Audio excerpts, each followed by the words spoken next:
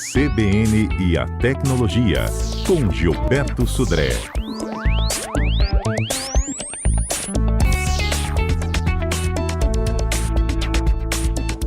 Gilberto Sudré, bom dia. Bom dia, Patrícia. Bom dia, ouvintes da CBN. Rapaz, levantamos a hipótese de um dia a internet acabar. Rapaz, tem enquete no Instagram e no Twitter.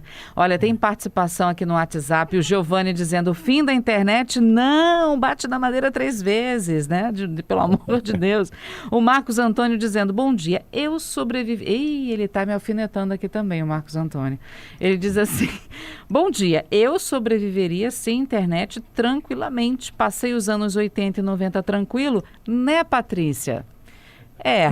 Eu sou obrigada a concordar sim, né, Gilberto? Passando os anos 80, 90 sem internet, né? Exatamente. Esse nosso ouvinte não está totalmente errado, não, viu? Só para a gente contextualizar a situação, alguém achar que isso é muito difícil de acontecer, durante o Fórum Econômico Mundial, agora em Davos, né, uma pesquisa da Global Cybersecurity mostrou que 86% dos líderes mundiais acreditam que nos próximos 2 anos a gente vai enfrentar uma grande catástrofe cibernética. Eita. Que pode ser como alvo a própria internet, né, para isso, né? Então, ou seja, e aí nessa mesma pesquisa, né, aponta que 93% dos profissionais de segurança da informação compartilham dessa mesma opinião. Então veja que não é uma opinião só dos líderes mundiais, mas também dos profissionais que trabalham em segurança da informação. E aí a pergunta que fica é exatamente essa: se a internet parasse de funcionar, né, o que poderia acontecer? Primeira pergunta, será que isso é um risco real, né, de acontecer? Basicamente, eu acredito que seja pouco provável. Por quê? Porque a internet hoje tem muitas redundâncias e a informação não está toda num lugar só, está muito distribuída em vários locais diferentes. Mas, né, a gente pode enfrentar, obviamente, instabilidades localizadas, né? Seja em um país ou em uma região do globo, né? Obviamente, ficar algum tempo sem a internet, né, nessa questão. Isso é uma probabilidade muito maior do que simplesmente uma falha geral, né, da internet. A gente perguntou para os nossos ouvintes, né, nas enquetes no Twitter e no Instagram, vamos ver o que eles falaram. Vou começar aqui pelo Instagram com Adalberto Cordeiro. E aí, Adalberto, quem está ganhando aí? Olha, Patrícia, nesse momento aqui nós temos 44% dos internautas dizendo que eles consideram que a gente viver sem internet seria o caos.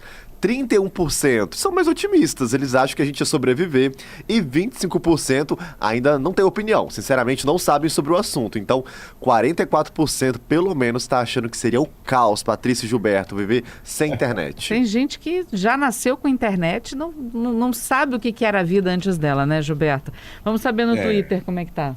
Patrícia, no nosso Twitter, 44,4% sobreviveriam a um mundo sem internet. 40,7% dizem que seria o caos e 14,8% não sabem o que acontecencia. Então, nós temos os sobreviventes ganhando no Twitter e o caos ganhando no Instagram. E aí? Muito bom. E aí, Gilberto?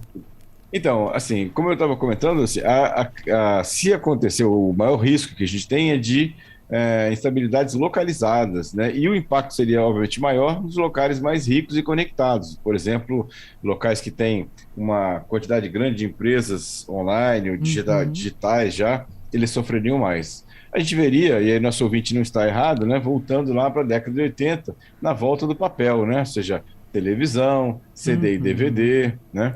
Talvez uma sobrecarga no sistema telefônico, né, que não está preparado para suportar todo esse tráfego que ele teria que receber, né, para isso aqui, né?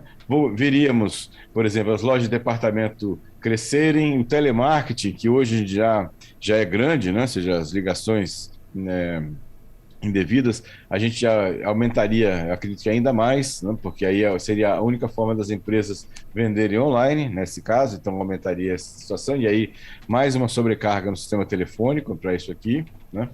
As pessoas comuns sofreriam também, eu acredito que sim, viu? Porque todos os dados que a gente tem na nuvem, conversas, fotos, isso ficaria inacessível. Então imagina quem tem algum dado guardado localmente no seu computador, no seu telefone, ficaria com eles. Mas a grande parte dos dados que a gente tem na nuvem ficariam inacessíveis. Então, as pessoas físicas também sofreriam bastante, né, em relação para isso. E, além disso, a gente tem aí, como agora voltaria tudo a ser presencial, né, sem nada remoto, como, por exemplo, serviços públicos, a parte de banco. Então, a gente voltaria a questão de filas. E muito trânsito também na rua, né, para isso. Né? Então, um cenário não agradável, né, nessa situação, para isso. Bom, digamos que nós não tenhamos o fim da internet, nem essa catástrofe, né, que poderia ser anunciada, mas existe aí um nível de evolução e não de extinção da internet? Será que um dia nós não precisaremos ter que assinar com uma operadora X para poder ter acesso à internet? Isso chegaria à população de uma forma integrada, única? A gente teria que... Não existiria navegadores diferentes? A gente já faria essa pesquisa de uma forma global, de algum jeito? Existe essa possibilidade, esse tipo de evolução ou não, Gilberto? Existe, Patrícia, é uma pergunta bem interessante. Tem uma série de pesquisadores trabalhando numa arquitetura diferente da internet. Hoje a gente tem internet, de alguma maneira, bastante centralizada nos provedores de acesso, provedores de serviço, né? E aí tem lá as grandes redes sociais, grandes portais de redes sociais também para isso. A ideia é que a ideia que esses pesquisadores têm trabalhado é numa internet mais distribuída, né? Ou seja, eu não teria as coisas centralizadas, o que diminuiria com certeza o risco de eu ter um apagão geral da internet. Ou seja, já que eu não tenho locais centralizados desses serviços, né, ou concentrados nesses serviços, acaba que fica mais difícil de uma queda num desses locais centrais impactar em grande parte da internet. Então, isso é uma tendência, mas ainda está num ambiente de pesquisas, tem algumas implementações pequenas em relação a isso, mas é uma questão que pode ser uma saída, né, para aumentar a resiliência, né, da internet como um todo. Olha, nossos ouvintes são ótimos, Gilberto, maravilhosos. O Ataliba está dizendo aqui: bom dia, minha querida CBN, sem você eu não vivo. Ele voltaria para o radinho de pilha, né? Ele passou os últimos 60 anos, ele já passou dos 60, ele curte muito a internet, mas se a internet acabar eu vou continuar vivendo tranquilo, porque quando não existia a internet, eu vivi uma vida maravilhosa. Ele mandando um abraço pra gente. O Adeilton falando que o fim da internet poderia resultar no aumento de mão de obra e assim mais empregos seriam abertos. É verdade, é uma conclusão interessante também, ou seja, com a diminuição da automação, né, de muitas coisas, voltaria-se para a década de 80, né, como até o nosso ouvinte comentou aqui antes. Voltaríamos para a década de 80, com muita coisa feita de forma manual, lembrando, né, que os computadores praticamente perderiam as suas funções, né, ou muitas das suas funções, os computadores, né, o celular ainda não, mas os computadores sim, né, e para a gente estar voltando para o papel, né? Papel, máquina de escrever, né? A Suzana está falando isso aqui, olha. Ô, Patrícia, eu tenho quase 6.0, não me vejo fora do atual mundo conectado. Imagina a volta do telefone fixo, o telégrafo, dependendo do correio para as cartas. No way, sem chance, a Suzana está falando aqui. E o Marcos dizendo que os fortes sobreviveriam sem a internet, morrendo de rir. É verdade. Quem é mais adaptável, com certeza sobreviveria mais fácil nessa nova etapa, né? O Marcelo aqui dizendo: bom dia, pessoal. Sobre a internet. Gilberto, você mandou bem demais na explicação dele. A limitação hoje é muito mais localizada. Sobre a internet, deixa eu falar o que aconteceu ontem. Devido às chuvas, a internet da casa geral parou e a nossa bebê, Maitê, ficou sem Netflix na TV da sala. Ele rindo. Hoje cedo, perguntou assim para a mãe: a internet já voltou na TV para eu ver meu programinha? Oh, meu Deus do céu, gente, coisa fofa. Essa geração mais nova já nasceu... né? Dentro da internet, né? Não é?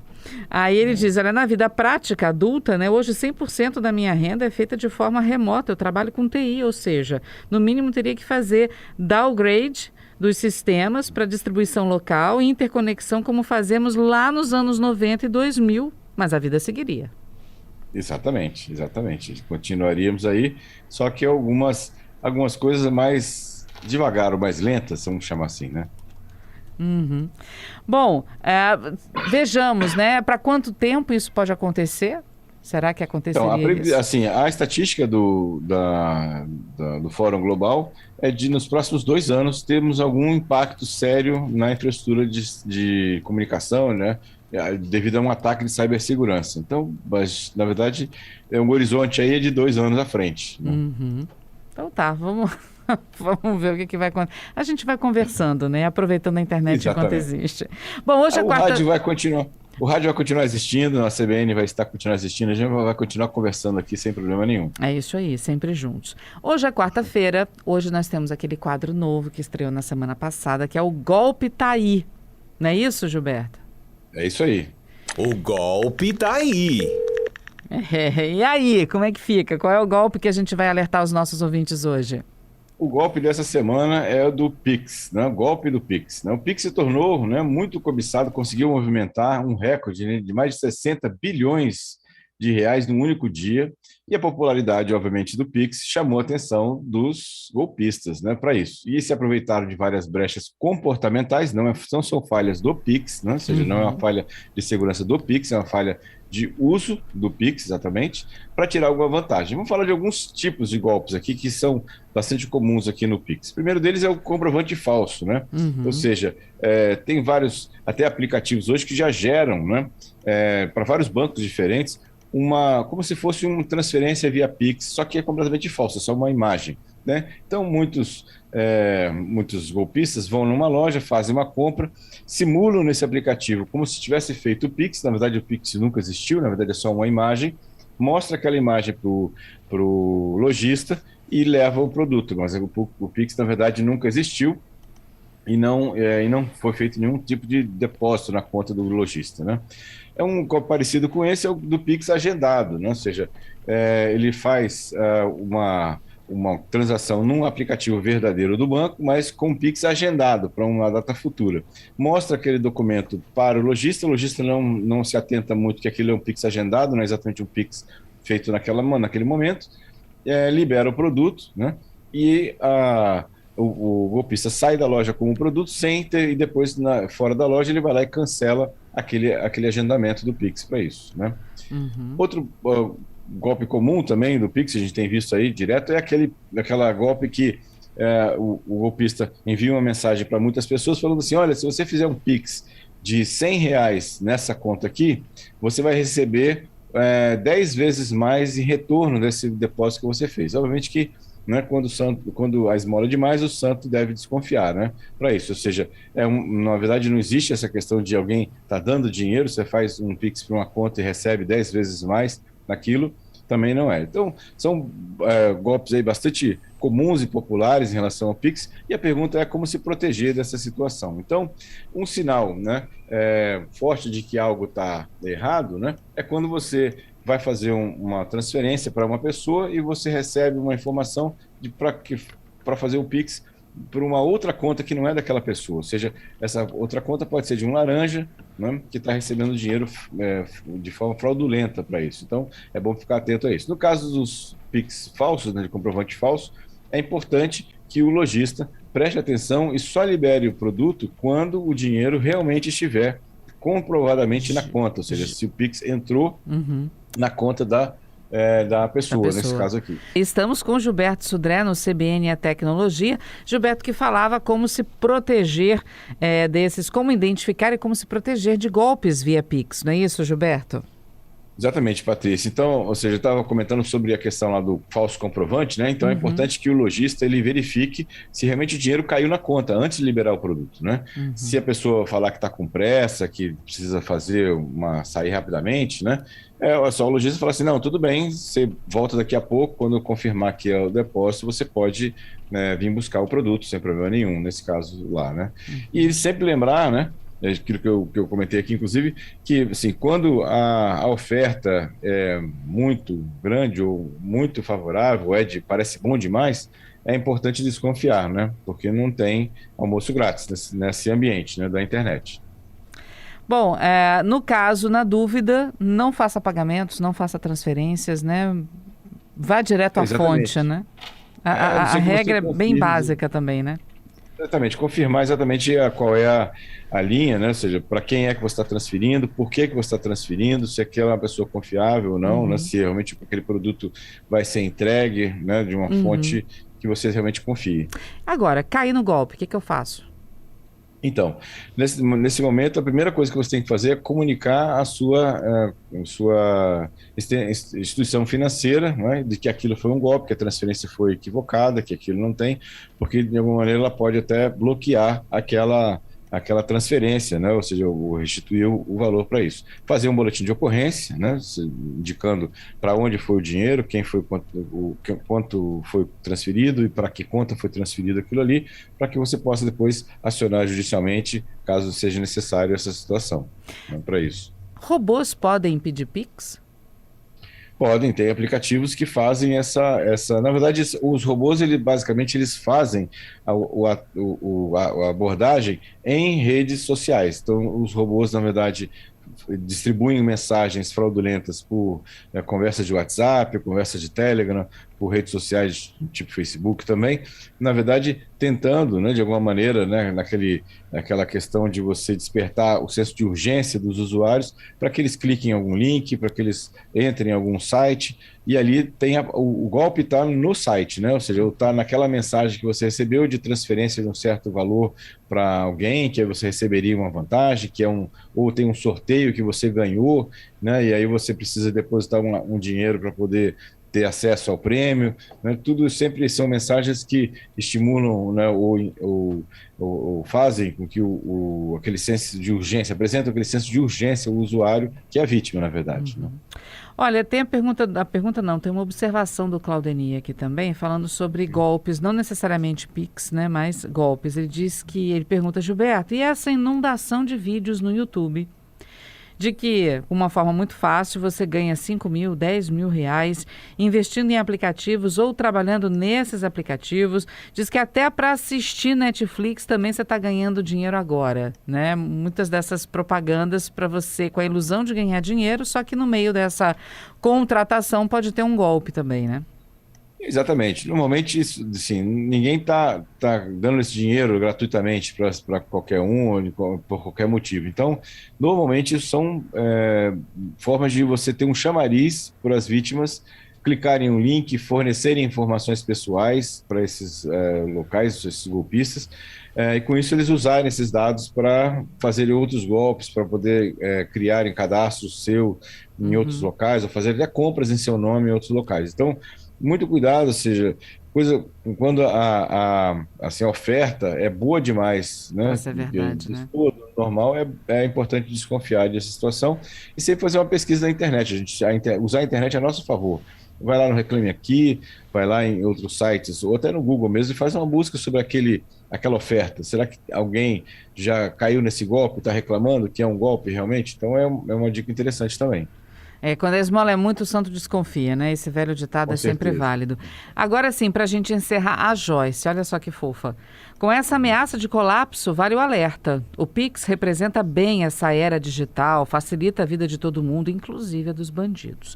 E para quem é totalmente digital, para não ser pego de surpresa, já vai se desligando aos poucos. E ela manda um grande abraço para todo mundo aqui da CBN e para você, Gilberto. Diz que você já foi professor dela lá na FAESA e diz que tem saudades desse tempo. Bom, legal, muito prazer. Que bom te ouvir, né? É um prazer, um grande abraço para você também. Obrigado pela audiência, né? Dela e dos nossos ouvintes todos aí também. É um grande prazer estar aqui batendo um papo sobre tecnologia, né?